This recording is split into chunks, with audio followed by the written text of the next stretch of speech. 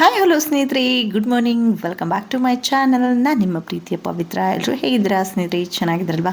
I hope ನೀವೆಲ್ಲರೂ ಚೆನ್ನಾಗಿದ್ದೀರಾ ಅಂತ ಭಾವಿಸ್ತಾನೆ ಈ ಒಂದು ವ್ಲಾಗನ್ನು ನಿಮ್ಮ ಜೊತೆ ಶೇರ್ ಮಾಡ್ಕೊಳ್ತಾ ಇದ್ದೀನಿ ಸ್ನೇಹಿತರೆ. 2 ದಿನದ ವ್ಲಾಗನ್ನು ಶೇರ್ ಮಾಡ್ಕೊಳ್ತಾ ಇದ್ದೀನಿ. ಕಾರಣ ಇಷ್ಟೇ, ಸ್ವಲ್ಪ ಹೊರಗಡೆ ಹೋಗಿದ್ದು, ಜಾಸ್ತಿ ವಿಡಿಯೋ ಮಾಡೋದಕ್ಕಾಗಿರಲಿಲ್ಲ. ಸೊ ಹಾಗಾಗಿ 2 ದಿನದ ವ್ಲಾಗನ್ನು ನಾನು ಇದರಲ್ಲೇ ಶೇರ್ ಮಾಡ್ಕೊಳ್ತಾ ಇದ್ದೀನಿ. ಹಾಗೆ ನಾನು ರೀಸೆಂಟಾಗಿ ವಿಡಿಯೋ ಶೇರ್ ಮಾಡಿದಾಗ ಹೇಳಿದೆ, ನಾನು ಡ್ರೆಸ್ನ ಕೂಡ ತೊಗೊಂಡಿದ್ದೀನಿ, ಬಟ್ ಕೊರಿಯರ್ಗೆ ಹಾಕ್ಬಿಟ್ಟು ಬಂದಿದ್ದೀನಿ ಅಂತ ಹೇಳಿ. ಸೊ ಇವತ್ತು ಕೊರಿಯರ್ ಬಂತು. ನಾನು ಕೂಡ ಎಲ್ಲ ಇದು ಕೆಲಸ ಮುಗಿಸ್ಕೊಂಡು ಮಕ್ಕಳನ್ನ ಸ್ಕೂಲಿಗೆ ಕಳಿಸಿ ಕೊರಿಯರ್ನೆಲ್ಲ ಓಪನ್ ಮಾಡಿದೆ. ಸೊ ವ್ಲಾಗ್ನ ಮಾಡೋದಕ್ಕಾಗಲಿಲ್ಲ ಕೊರಿಯರ್ ಓಪನ್ ಮಾಡೋದು. ಯಾಕೆ ಅಂತಂದರೆ ನನಗೆ ಸಿಕ್ಕಾಪಟ್ಟೆ ಕೆಲಸ ಇತ್ತು. ಹಾಗೆ ಇದೊಂದು ಟಾಪ್ಸ್ಗಳು ಮಾತ್ರ ಸಿಕ್ಕಾಪಟ್ಟೆ ನನಗೆ ಆರ್ಡರ್ ಇತ್ತು. ಹೋದ ಸಾರಿ ಒಬ್ಬರು ಈ ಟಾಪ್ಸ್ನ ತೊಗೊಂಡಿದ್ರು, ಮತ್ತು ನನಗೆ ಸೇಮ್ ಟಾಪ್ಸ್ಗಳನ್ನ ತೊಗೊಂಬಂದರೆ ಕೊಡಿ ಅಂತ ಹೇಳಿ ಸುಮಾರು ಒಂದು 15 ದಿನದಿಂದ ಅವರು ಪದೇ ಪದೇ ನನಗೆ ಕೇಳ್ತಾನೆ ಇದ್ದರು. ಸೊ ಫೈನಲಿ ನಾನು ಟಾಪ್ಸ್ ತಂದ ತಕ್ಷಣ ಫೋಟೋಸ್ ಹಾಕಿದ್ದೆ. ಅವರು ಅದರಲ್ಲಿ 8 ಟಾಪ್ಸ್ಗಳನ್ನ ಸೆಲೆಕ್ಟ್ ಮಾಡ್ಕೊಂಡಿದ್ದಾರೆ. ಸೊ ಆ ಟಾಪ್ಸ್ಗಳನ್ನ ಕೊಟ್ಟು ಬರಬೇಕು. ಹಾಗೆ ಕೆಲವೊಂದಿಷ್ಟು ಸೀರೆಗಳನ್ನ ಏನು ತಂದಿದೆ, ಸೊ ಅವು ಕೂಡ ಆರ್ಡರ್ ಆಗಿದೆ. ಹಾಗೆ ಸ್ನೇಹಿತರೆ, ಈ ಸೀರೆ ಏನಿದೆ ಇದು ನಾನು 2 ಕಲರ್ ಮಾತ್ರ ತರಿಸಿದೆ. ಒಂದು ಆರೆಂಜು, ಒಂದು ಪಿಸ್ತಾ ಕಲರ್ ಮಾತ್ರ ತರಿಸ್ಕೊಂಡಿದ್ದೆ. ಅದು ಸೇಲ್ ಆಯಿತು. ಒಂದು ಎತ್ತಿಡ್ಸಿದ್ದಾರೆ.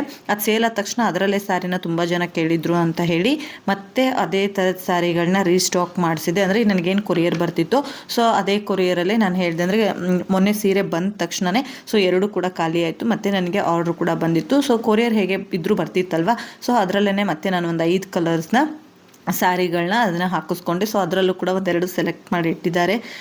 ಇನ್ನು ಇದು ಕೂಡ ಇಲ್ಲೇ ಇರೋರೊಬ್ಬರು 4 ಟಾಪ್ಸ್ಗಳನ್ನ ಹೇಳಿದರು. ಹೋದ ಸಾರಿ ಒಂದು ಟಾಪ್ನ ತೊಗೊಂಡಿದ್ರು, ಇವಾಗ ಮತ್ತೆ 3 ಟಾಪ್ನ ಹೇಳಿ ಅವರು ಕೂಡ ಕಲರ್ನ ಚೂಸ್ ಮಾಡಿದ್ದಾರೆ. ಅಂದರೆ ನಾನು ಡ್ರೆಸ್ಗಳನ್ನೆಲ್ಲ ತೊಗೊಂಡು ಬಂದಮೇಲೆ ಫೋಟೋ ಹಾಕಿರ್ತೀನಿ. ಸೊ ಆವಾಗ ಎಲ್ಲ ಡ್ರೆಸ್ನು ಕೂಡ ಸೆಲೆಕ್ಟ್ ಮಾಡಿಕೊಂಡು ಕೆಲವೊಬ್ಬರು ಎತ್ತಿಡಿಸ್ಬಿಡ್ತಾರೆ. ಯಾಕೆಂತಂದರೆ ನಾನು ಫಸ್ಟಿನ ವಿಡಿಯೋದಲ್ಲೇ ಹೇಳಿದ್ದೆ, ನಾನು ಲೋಕಲಲ್ಲಿ ಇನ್ಸ್ಟಾಲ್ಮೆಂಟಲ್ಲೂ ಕೂಡ ಕೊಡ್ತೀನಿ ಅಂಥೇಳಿ. ಕೆಲವರದು ಇನ್ಸ್ಟಾಲ್ಮೆಂಟಲ್ಲಿ ಏನು ಕೊಟ್ಟಿದ್ದೆ ಅವ್ರದ್ದು ಇನ್ನೂ ಸ್ವಲ್ಪ ಬಾಕಿ ಇರೋದ್ರಿಂದ ಆ ಬಾಕಿ ಎಲ್ಲ ಕ್ಲಿಯರ್ ಮಾಡಿಕೊಂಡು ತೊಗೊಂಡು ಹೋಗ್ತೀನಿ. ಬಟ್ ನನಗೆ ಈ ಡ್ರೆಸ್ಸಸ್ನ ಎತ್ತಿಡಿ ಅಂತ ಹೇಳಿರ್ತಾರೆ. ಇನ್ನು ಕೆಲವರಿಗೆ ನಾನೇ ತೊಗೊಂಡು ಹೋಗಿ ಕೊಡಬೇಕಾಗಿರುತ್ತೆ. ಸೊ ಹಾಗಾಗಿ ಎಲ್ಲ ಡ್ರೆಸ್ಗಳು ನನಗೆ ಇವಾಗ ಯಾವ್ಯಾವುದೆಲ್ಲ ತೋರಿಸಿದೆ ಅದು ಆಲ್ರೆಡಿ ಬುಕ್ ಆಗೋಗಿದೆ. ಸೊ ಅದನ್ನು ನಾನೆಲ್ಲದನ್ನು ಕೂಡ ಎತ್ತಿಟ್ಟಿದ್ದೀನಿ. ಇದರಲ್ಲೂ ಕೂಡ ಒಂದು ಡ್ರೆಸ್ ಇದೆ. ಹಾಗೆ ಪಿಸ್ತಾ ಕಲರ್ ಸ್ಯಾರಿ ಹೇಳಿದ್ನಲ್ವ, ಸೊ ಈ ಥರದ್ದೇ ಮತ್ತು ನಾನು ರೀಸ್ಟಾಕ್ ಮಾಡಿಸಿದ್ದು. ಇದನ್ನು ಕೂಡ ನಮ್ಮ ಮನೆ ಪಕ್ಕದವರು ಎತ್ತಿಡಿಸಿದ್ದಾರೆ. ಸೊ ಒಂದು ಕುರ್ತಿ ಇದೆ. ಸೊ ಇದು ಬಂದುಬಿಟ್ಟು ಕಾಟ್ ಸೆಟ್ಟು. ಸೊ ಒಂದಕ್ಕಿಂತ ಒಂದು ಒಳ್ಳೊಳ್ಳೆ ಕಲೆಕ್ಷನ್ಸ್ ಇದೆ. ಸೊ ಹಾಗೆ ನಾನು ಬಂದುಬಿಟ್ಟು ಅವಾಜಾ ಬ್ರ್ಯಾಂಡ್ದು ಟಾಪ್ಗಳನ್ನ ತರ್ತೀನಿ. ಅದು ನಾನು 1000ಕ್ಕೆ 4 ಟಾಪ್ಸ್ನ ಕೊಡ್ತೀನಿ. ತುಂಬ ಅಂದರೆ ತುಂಬಾ ಕ್ವಾಲಿಟಿ ಚೆನ್ನಾಗಿರುತ್ತೆ. ಬಟ್ ಇನ್ನೊಂದು ಏನು ಅಂತಂದರೆ, ಇವಾಗಿನ ಬಟ್ಟೆಗಳು 90% ಹೇಳಬೇಕು ಅಂತಂದರೆ ಹುಡುಗುತ್ತೆ. ಸೊ ಹಾಗಾಗಿ ನಿಮ್ಮ ಸೈಜ್ಗಿಂತ ಸ್ವಲ್ಪ ದೊಡ್ಡ ಸೈಜ್ ತೊಗೊಂಡ್ರೆ ಬೆಟರು. ಹಾಗೆ ಸ್ನೇಹಿತರೆ, ಇದೊಂದು ಸೀರೆ ನಾನು ಹೋದ ಸಾರಿ ತೊಗೊಂಡು ಬಂದಿದ್ದೆ, ಅದು ಸೇಲ್ ಆಗಿತ್ತು. ಬಟ್ ಇದನ್ನು ನಾನು ನನ್ನ ಫ್ರೆಂಡ್ ಹತ್ರ ಇಸ್ಕೊಂಡು ಬಂದಿದ್ದೆ. ಯಾಕೆ ಅಂತಂದರೆ ಅವಳು ನಾನು ಸೇಮ್ ಸ್ಯಾರಿನೇ ತೊಗೊಂಡಿದ್ವಿ. ನಮ್ಮ ಮನೆ ಹತ್ತಿರ ಇರೋರು ಆ ಸೀರೆನ ತುಂಬ ಇಷ್ಟಪಟ್ಟಿದ್ರು. ಬಟ್ ಅದು ಸೇಲ್ ಆದಮೇಲೆ ನನಗದು ಬೇಕಿತ್ತು ಅಂತ ಹೇಳಿದರು. ಸೊ ಹಾಗಾಗಿ ಅವ್ರಿಗೋಸ್ಕರ ನನ್ನ ಫ್ರೆಂಡ್ ಹತ್ರ ಆ ಸೀರೆನ ಇಸ್ಕೊಂಡು ಬಂದಿದ್ದು. ಇವು ಕೂಡ ಅಷ್ಟೇ, ಇದೆಲ್ಲದೂ ಕೂಡ ಆಲ್ರೆಡಿ ಬುಕ್ ಆಗಿ ಹೋಗಿದೆ. ಸೊ ಅವರು ಬಂದು ತೊಗೊಂಡು ಹೋಗಬೇಕು. ಕೆಲವೊಂದಿಷ್ಟನ್ನು ನಾನು ಕೂಡ ಹೋಗಿ ತೊಗೊಂಡು ಹೋಗಿ ಕೊಡ್ತೀನಿ. ಸೊ ಇದನ್ನೆಲ್ಲದನ್ನು ಕೂಡ ಎತ್ತಿಟ್ಕೊಂಡೆ. ನಾನು ಫೋಟೋ ಹಾಕಿದ ತಕ್ಷಣ ಪಟ್ ಅಂತ ಹೇಳಿ ನನಗೆ ಎತ್ತಿಡೋದಕ್ಕೆ ಅಂತೇಳಿ ಮೆಸೇಜಸ್ ಬಂದಿರುತ್ತೆ. ಸೊ ಅದೇ ರೀತಿ ನಾನೆಲ್ಲ ಸೀರೆಗಳನ್ನು ಎತ್ತಿಟ್ಕೊಂಡು ನಾನಿವಾಗ ಬೇರೆ ಕಡೆ ಹೋಗ್ತಿದ್ದೀನಿ. ಬೇರೆ ಕಡೆ ಅಂತಂದರೆ ಬ್ಯಾಡ್ಗಿಗೆ ಹೋಗ್ತಾ ಇದ್ದೀನಿ. ಸೊ ಇಲ್ಲಿಂದ ನಮ್ಮೂರಿಗೆ ನೇಯರ್ ಆಗುತ್ತೆ. ಬಟ್ ಅಮ್ಮ ಮನೆಗೆಲ್ಲ ಹೋಗೋದಕ್ಕಾಗಲ್ಲ. ಯಾಕೆಂದರೆ ಮಕ್ಕಳನ್ನ ಸ್ಕೂಲಿಂದ ಮತ್ತೆ ಪಿಕಪ್ ಮಾಡಬೇಕು. ನಾನು ಅಷ್ಟರೊಳಗಡೆ ವಾಪಸ್ ಬರಬೇಕು.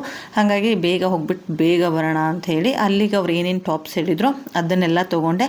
ಹಾಗೆ ಕೆಲವೊಂದಿಷ್ಟು ಎಕ್ಸ್ಟ್ರಾ ಟಾಪ್ಸ್ಗಳನ್ನೂ ಕೂಡ ಅವ್ರು ಕೇಳಿದ್ದಾರೆ. ಸ್ವಲ್ಪ ಇಟ್ಕೊಂಡು ಬಂದಿರೋಕ ಏನಾದ್ರು ಇಷ್ಟ ಆದರೆ ಅಥವಾ ಬಜೆಟ್ ಫ್ರೆಂಡ್ಲಿ ಇದ್ದರೆ ನಾನು ತೊಗೊತೀನಿ ಅಂತ ಹೇಳಿದ್ದಾರೆ. ಸೊ ಹಾಗಾಗಿ ಅವ್ರಿಗೆ ಅಂತ ಹೇಳಿ ಕೆಲವೊಂದಿಷ್ಟು ಎಕ್ಸ್ಟ್ರಾ ಟಾಪ್ಸ್ಗಳನ್ನೂ ಕೂಡ ನಾನು ಇಟ್ಕೊತಾ ಇದ್ದೀನಿ. ಮುಂಚೆ ಹೇಳಿದೆ, ಒಂದಕ್ಕಿಂತ ಒಂದು ಒಳ್ಳೊಳ್ಳೆ ಕಲೆಕ್ಷನ್ಸ್ ಇದೆ ಟಾಪ್ಸ್ಗಳು ಮಾತ್ರ.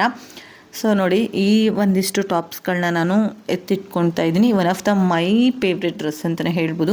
ಇಷ್ಟು ಚೆನ್ನಾಗಿದೆ ಕ್ಲಾತ್ ಅಂತಂದರೆ ತುಂಬಾ ಚೆನ್ನಾಗಿದೆ. ಹಾಗೆ ದುಪ್ಪಟ ಬಂದುಬಿಟ್ಟು ತುಂಬಾ ದೊಡ್ಡದಾಗಿದೆ. ನಾವು ಲಂಗ ದಾವಣಿ ಉಡೋದಕ್ಕೂ ಕೂಡ ಯೂಸ್ ಮಾಡ್ಬೋದು, ಅಷ್ಟು ದೊಡ್ಡದಾಗಿದೆ ದುಪ್ಪಟ. ಸೊ ಇದೆರಡು ಕೂಡ ಫುಲ್ ಸೆಟ್ಸು. ಹಾಗೆ ಇದು ಕೂಡ ಒಂದು ಕಾಟ್ ಸೆಟ್ಟು. ಸೊ ಇದು ನನ್ನ ಫ್ರೆಂಡ್ ಕೇಳಿರೋದು ಬ್ಯಾಡ್ಗಿಯಲ್ಲಿ. ನನಗೆ ಬಂದರೆ ನಾನು ತೊಗೊತೀನಿ ಅಂತ ಹೇಳಿ, ನೋಡಬೇಕು, ಅವಳು ಬಂದರೆ ತೊಗೊಳ್ತಾಳೆ. ಸ್ವಲ್ಪ ಫ್ಯಾಟ್ ಇರೋದ್ರಿಂದ ವೇರ್ ಮಾಡಿ ನೋಡ್ತೀನಿ ಅಂತ ಹೇಳಿದ್ಲು. ಸೊ ಇವಾಗ ನಾನು ಎಲ್ಲದನ್ನು ಕೂಡ ಪ್ಯಾಕ್ ಮಾಡಿಕೊಂಡು ಹೊರಟಿದ್ದಾಯಿತು. ನಮ್ಮ ಮನೆಯವರು ನನ್ನನ್ನು ಬಸ್ ಸ್ಟಾಪ್ಗೆ ಡ್ರಾಪ್ ಮಾಡ್ತಿದ್ರೆ, ಇನ್ನು ಅವ್ರಿಗೆ ಕೆಲಸ ಗೊತ್ತಲ್ವ, ಸೊ ಹೇಳೋಕ್ಕಾಗಲ್ಲ ಯಾವಾಗ ಬರುತ್ತೆ ಅಂತೇಳಿ. ಹಾಗಾಗಿ ನೀನು ಬೇಗ ಬಾ ಅಂತ ಹೇಳಿದರು. ಏನ್ ಮಾಡ್ತಿದ್ದೀಯ? ಅದನ್ನ ಜೂಶ್ ಮಾಡ್ತಿದ್ದೀನಿ. ಜೂಶ್. ನಾಳೆ ಏನ್ ಮಾಡ್ತೀಯ? Ice cream. ಎದ್ರಿಂದ ವಾಟರ್ಮೆಲನ್. ಚೆನ್ನಾಗಿ ಮಾಡ್ತಿದ್ದೀಯಾ? ಮಾತು ಚಂಡೆತ್ತು ಮಮ್ಮಿ. ಅವ್ರ ಸ್ಕೂಲಿಂದ ಬರೋ ಅಷ್ಟರಲ್ಲಿ ನಾನು ಕೂಡ ಬಂದಿದ್ದೆ. ಹಾಗೆ ಬರುವಾಗ ಕಲ್ಲಂಗಡಿ ಹಣ್ಣು ಕೂಡ ತೊಗೊಂಡು ಬಂದಿದ್ದೆ. ಬಟ್ ಇವತ್ತು ನಮ್ಮ ಮನೆಯವ್ರ ಮನೆಯಲ್ಲೇ ಇದ್ದರು. ಬಟ್ ಹೋಗುವಾಗ ಹೇಳೇ ಕಳಿಸಿದ್ರು, ನನ್ನ ಕೆಲಸದ್ದು ಹೇಳೋಕ್ಕಾಗಲ್ಲ ಯಾವಾಗ ಕರೀತಾರೆ ಅಂಥೇಳಿ. ಸೊ ಬೇಗ ಬಂದಿರು, ಹೆಂಗಾದರೂ ಯಾಕಾದರೂ ಆಗಿರಲಿ ಅಂತ ಹೇಳಿದರು. ಸೊ ಹಾಗಾಗಿ ನಾನು ಕೂಡ ಸ್ಕೂಲ್ ಬಿಡೋ ಅಷ್ಟರಲ್ಲೇ ಬಂದಿದ್ದೆ. ಸೊ ಅಲ್ಲಿಂದ ಬಂದು ನಮ್ಮ ಮನೆಯವ್ರು ಹೋಗಿ ಮಕ್ಕಳನ್ನ ಪಿಕಪ್ ಮಾಡ್ಕೊಂಡು ಬಂದರು. ಮಕ್ಕಳನ್ನ ಪಿಕಪ್ ಮಾಡಿಕೊಂಡು ಬರೋ ಅಷ್ಟರಲ್ಲೇ ನಾನು ಕೂಡ ನನ್ನ ಕಸ ಗುಡಿಸೋದು, ಸಣ್ಣ ಪುಟ್ಟ ಪಾತ್ರೆಗಳಿದ್ದು ಊಟ ಮಾಡಿದ್ದು ಅದನ್ನೆಲ್ಲ ಕ್ಲೀನ್ ಮಾಡಿಕೊಂಡು ಮಕ್ಕಳಿಗೆ ಜ್ಯೂಸ್ ರೆಡಿ ಮಾಡಿ ಕೊಟ್ಟೆ. ಹಾಗೆ ಎಕ್ಸಾಮ್ಸ್ ಹತ್ತಿರ ಇರೋದ್ರಿಂದ ಮಕ್ಕಳನ್ನ ಓದಿಸೋದಕ್ಕೆ ಕೂರಿಸ್ಕೊಂಡಿದ್ದೆ. ಹಾಗೆ ಸ್ನೇಹಿತರೆ, ಇದು ನೆಕ್ಸ್ಟ್ ಡೇ ವ್ಲಾಗು. ಸೊ ಇವತ್ತು ಕೂಡ ಅಷ್ಟೇ ಮನೆಯಲ್ಲಿರೋ ಎಲ್ಲ ಕೆಲಸಗಳನ್ನ ಮುಗಿಸ್ಕೊಂಡು ಮಕ್ಕಳನ್ನ ಸ್ಕೂಲಿಗೆ ಕಳಿಸಿ ನಾವು ಇವತ್ತು ರಿಲಯನ್ಸ್ ಡಿಜಿಟಲ್ಗೆ ಬಂದಿದ್ದೀವಿ. ಯಾಕೆ ಅಂತಂದರೆ ನಮ್ಮ ಮನೆಯವರು ಮೊಬೈಲ್ನ ತೊಗೋಬೇಕಿತ್ತಂತೆ. ಸೊ ಹಾಗಾಗಿ ನಾನು ಅವ್ರ ಜೊತೆಗೆ ಬಂದಿದ್ದೀನಿ. ನಮ್ಮ ಮನೆಯವರು ತುಂಬ ವ್ಲಾಗ್ಗಳಲ್ಲಿ ನೀವು ನೋಡಿ ಇರ್ತೀರ. ತುಂಬ ಅಂದರೆ ತುಂಬಾ ಸಿಂಪಲ್. ನನ್ನ ಮದುವೆ ಆಗಿ 10 ವರ್ಷ ಹತ್ತಿರ ಬಂದಿದೆ. ಅಲ್ಲಿಂದ ಇಲ್ಲಿವರೆಗೂ ನಾನು ನಮ್ಮ ಮನೆಯವ್ರನ್ನ ತುಂಬಾ ಸಿಂಪಲ್ಲಾಗಿ ನೋಡಿರೋದು. ಮುಖಕ್ಕೆ ಯಾವುದೇ ಪೌಡ್ರ್ ಆಗಲಿ ಕ್ರೀಮ್ ಆಗಲಿ ಅದೇನು ಬಳಸಿದ್ದನ್ನು ಕೂಡ ನಾನು ಇದುವರೆಗೂ ನೋಡಿಲ್ಲ. ಸೊ ಸ್ನಾನ ಮಾಡ್ಕೊತಾರೆ. ಸೊ ಅಷ್ಟಾದರೆ ಮುಗೀತು ಅಷ್ಟೇ. ಇನ್ನು ಬಟ್ಟೆ ವಿಚಾರಕ್ಕೆ ಬಂದರೆ, ಅವರು ಗಾಡಿ ಡ್ರೈವರ್ ಆಗಿರೋದ್ರಿಂದ ಸೊ ಅವರ ಓನರ್ ಏನಿದ್ದಾರೆ ದಸರಾ ಹಬ್ಬಕ್ಕೆ ಪ್ರತಿ ವರ್ಷ ಅವರಿಗೆ ಬಟ್ಟೆ ಕೊಡ್ತಾರೆ. ಸೊ ಅದೊಂದು ಬಟ್ಟೆನ ಬಿಟ್ಟರೆ ಅವರು ಎಕ್ಸ್ಟ್ರಾ ಒಂದು ಬಟ್ಟೆನೂ ಕೂಡ ಬೈ ಮಾಡಲ್ಲ. ಸೊ ಇನ್ನರ್ ವೇರ್ಸ್ ಎಲ್ಲ ನಾನೇ ಅವ್ರಿಗೆ ಗೊತ್ತಿಲ್ಲದೆ ತೊಗೊಂಬಂದು ಸ್ಟಾಕಲ್ಲಿ ಇಟ್ಟಿರ್ತೀನಿ. ಬಿಟ್ಟರೆ ಅವ್ರು ಒಂದು ಬಟ್ಟೆನೂ ಕೂಡ ಇದುವರೆಗೂ ಪರ್ಚೇಸ್ ಮಾಡಿ ನೋಡೇ ಇಲ್ಲ.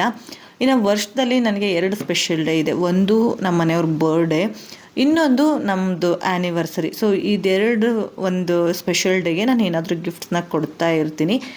ಬಟ್ ಅದು ನಮ್ಮ ಮನೆಯವ್ರಿಗೆ ಇಷ್ಟ ಆಗಲ್ಲ. ನಾನು ತಂದಿರೋ ಗಿಫ್ಟ್ ಇಷ್ಟ ಆಗಲ್ಲ ಅಂತಲ್ಲ, ಬಟ್ ಸುಮ್ಮನೆ ಏನಕ್ಕೆ ತರ್ತೀಯಾ ಅಂತ ಹೇಳಿ 200 ಸಾರಿ ಜಗಳ ಮಾಡಿರ್ತಾರೆ. ಸೊ ಅವರಿಗೆ ಜಗಳ ಮಾಡಿನೇ ನಾನು ಒಂದು ಡ್ರೆಸ್ ಆಗಿರ್ಬೋದು ಏನೋ ಒಂದು ತಂದಿದ್ರೆ ಅದನ್ನು ವೇರ್ ಮಾಡಿ ಕಳಿಸ್ತಿರ್ತೀನಿ. ಹಾಕದೆ ನಾನು ಬಿಡೋದಿಲ್ಲ. ಸೊ ತುಂಬ ಜಗಳ ಗಂಟೆ ಇದ್ದೀನಿ. ಅಷ್ಟು ಸಿಂಪಲ್ ಆಗಿರೋರು ಇವತ್ತು ಒಂದು ಒಳ್ಳೆ ಕಾಸ್ಟ್ಲಿ ಮೊಬೈಲ್ನ ತೊಗೊಳ್ತಿದ್ದಾರೆ. ಸೊ ಈ ಮೊಬೈಲ್ನ ತೊಗೊಳ್ಳುವಾಗ ಮಿನಿಮಮ್ ಅಂತಂದರೆ ಒಂದು 20 ಸಾರಿ ಕೇಳಿದ್ದಾರೆ. ಸೊ ಕಾಸ್ಟ್ಲಿ ಆಯಿತು, ತೊಗೊಳೋಣವಾ ಬೇಡವಾ, ತೊಗೊಳ್ಳೋಣವಾ ಬೇಡವಾ ಅಂತ ಹೇಳಿ. ಅಂದರೆ ಅಷ್ಟೊಂದು ಸಿಂಪಲ್ ಅಂತ ಹೇಳೋದಕ್ಕೆ ಇಷ್ಟಪಡ್ತೀನಿ. ಫೈನಲಿ ಒಂದು ಮೊಬೈಲ್ನ ತೊಗೊಂಡ್ರು. ಇದು ಬಂದುಬಿಟ್ಟು V60E ಅಂಥೇಳಿ. ಇದ್ರದ್ದು ಫುಲ್ ಅಮೌಂಟ್ ಬಂದುಬಿಟ್ಟು 34,000 ಆಯಿತು. ಒಳ್ಳೆ ಮೊಬೈಲ್ ಇದು. ಸೊ ತೊಗೊಳಪ್ಪ ಅಂತ ಅಂದೆ. ಇನ್ನು ಮೊಬೈಲ್ ವಿಚಾರ ನಿಮಗೆ ಗೊತ್ತೇ ಇದೆ. ಸೊ 3 ಇಯರ್ ಬ್ಯಾಕು ಆ್ಯನಿವರ್ಸರಿಗೆ ನನಗೊಂದು ಮೊಬೈಲ್ ಕೊಡಿಸಿದ್ರು, VY100 ಅಂತ ಹೇಳಿ. ಸೊ ಅದ್ರದ್ದು ಅಮೌಂಟ್ ಆವಾಗ 25,000 ಇತ್ತು. ನಾನು ಬಿಟ್ಟಿರೋ ಮೊಬೈಲ್ನ ಅವ್ರು ಯೂಸ್ ಮಾಡಿದರು. ಸೊ ಈ ಮೊಬೈಲ್ಸ್ಗಳಷ್ಟೇ ನಾನು ಯೂಸ್ ಮಾಡಿಬಿಟ್ಟಿರೋದನ್ನು ಅವ್ರು ಇಟ್ಕೊಳ್ತಾರೆ, ನನಗೆ ಹೊಸ ಮೊಬೈಲ್ ಕೊಡಿಸ್ತಾಯಿದ್ರು. ಫಾರ್ ದ ಫಸ್ಟ್ ಟೈಮ್ ಒಂದು ಒಳ್ಳೆ ಮೊಬೈಲ್ನ ತೊಗೊಂಡಿದ್ದಾರೆ. ಅವ್ರಿಗೆ ಎಷ್ಟು ಖುಷಿ ಆಯಿತೋ ಗೊತ್ತಿಲ್ಲ ಆ ಮೊಬೈಲ್ ತೊಗೊಂಡಿದ್ದಕ್ಕೆ. ಅವ್ರ ಹತ್ರಷ್ಟು ನನಗೆ ಖುಷಿ ಆಯಿತು. ಫೈನಲಿ ಒಂದು ಒಳ್ಳೆ ಮೊಬೈಲ್ ತೊಗೊಂಡಲ್ವ ಅಂಥೇಳಿ. ಆ ಮೊಬೈಲ್ ತೊಗೊಳೋದಕ್ಕೂ ಕೂಡ ಒಂದು ಕಾರಣ ಇದೆ ಸ್ನೇಹಿತರೆ. ಏನಿಲ್ಲ, ಅವ್ರು ಇವಾಗ ಝೊಮ್ಯಾಟೊ ಕೆಲಸಕ್ಕೆ ಹೋಗ್ತಿದ್ದಾರಲ್ವ. ಸೊ ಅವ್ರ ಹತ್ರ ಇದ್ದಿದ್ದು 4G. ಕೆಲವೊಂದಿಷ್ಟು ಜಾಗಗಳಲ್ಲಿ ಅದು ಲೊಕೇಶನನ್ನು ಟ್ರ್ಯಾಕ್ ಮಾಡ್ತಿರ್ಲಿಲ್ಲ. ಸೊ ಡೆಲಿವರಿ ಕೊಡೋದು ತುಂಬಾ ಲೇಟ್ ಆಗ್ತಿತ್ತು. ಹಾಗಾಗಿ ಅವರು 8 ಗಂಟೆಯಿಂದ 12 ಗಂಟೆ ಅಥವಾ 6 ಗಂಟೆಯಿಂದ 12 ಗಂಟೆ ತನಕ ಮಾಡಿದ್ರು ಕೂಡ 250-300 ಮಾಡಬೇಕು ಅಂದರೆ ಹೆಚ್ಚಿಗೆ ಆಗ್ತಾಯಿತ್ತು.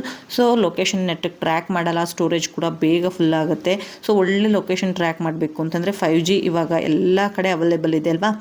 ಸೊ ಹಂಗಾಗಿ ಒಂದು 5G ಇರೋ ಮೊಬೈಲ್ನ ತೊಗೊಳ್ಳೋಣ, ಸ್ಟೋರೇಜ್ ಸ್ವಲ್ಪ ಜಾಸ್ತಿ ಇರೋ ಮೊಬೈಲ್ನ ತೊಗೊಳ್ಳೋಣ ಅಂಥೇಳಿ ಆ ಮೊಬೈಲ್ಗೆ ಕೈ ಹಾಕಿದ್ರು. ಅದಕ್ಕಿಂತ ಕಮ್ಮಿ ರೇಟಿಂದು ಸಿಕ್ತಿತ್ತು. ಬಟ್ ಯಾಕೋ ಗೊತ್ತಿಲ್ಲ, ಅವ್ರಿಗೆ ಅದು ಇಷ್ಟ ಆಗಿ ತೊಗೊಳ್ತೀನಿ ಅಂತ ಅಂದರು.